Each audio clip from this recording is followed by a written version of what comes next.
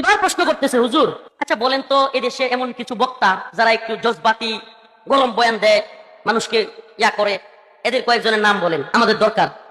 আমি সর্বপ্রথম আমার নাম বলছি।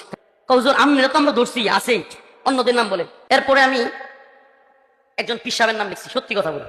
এরপরে মামুন সাহেব হুজুরের নাম লিখছি, এরপরে গুনবী ভাই। আসলে যাদের নাম লিখছি মোটামুটি সবাই গ্রেফতার। তো আল্লাহি একটু বাড়ায় বলতেছি না, আবারও কসম করে বলতেছি, আমি একটু চালাকি করছিলাম যে ওনাদের ব্যাপারে অনেক কিছু শুনি, আছে একটু দেখি তো। আমি সব নাম লেখার পরে, গুনবী ভাই, হারুনিজার ভাই, উসামা ভাই, কিংবা জুনেদ আল্লাহ সাহেব, মামুন সাহেব হুজুর, সবার নাম লেখার পরে হঠাৎ করে জিজ্ঞেস করতেছে, হুজুর প্রথমে যার নাম লিখছেন উনি কে? আমি বলছি কেন ছিলেন না? আমি বলছি অমুক দলের নাইবে আমির সাহেব। ওয়াল্লাহি কসম, এক ইঞ্চি যদি বাড়ায় বলি, আল্লাহ কসম, আল্লাহ যেন আমার উপরে, এজন্য এই কথা যদি তুহমত হয়ে থাকে, আমার উপর আল্লাহ আযাব আসে, এতটুকু বলতেছে।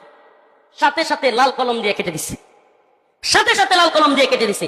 শুধু কেটেই দেয় নাই, আমি যখন জিজ্ঞেস করলাম কি, উনি তো সবচেয়ে গরম কথা বলে, পারলে হাসিনার একবার কাপড় খুলে ফেলে, তো উনার নাম কাছেন কেন? হুজুর এটা বুঝবেন না। বাংলাদেশের এমন কোন হকপন্থী দল, দলের নেতা ও আলমদের পিঠ বাকি রাখা নাই যাদের পিঠে পিছন থেকে তারা ছুরি মারা নাই। এজন্য মুনাফিকদের স্থান জাহান্নামের একেবারে নিম্ন দেশে হবে এবং জঘন্য হবে। শেয়ার করে সবাইকে জানাই দেন।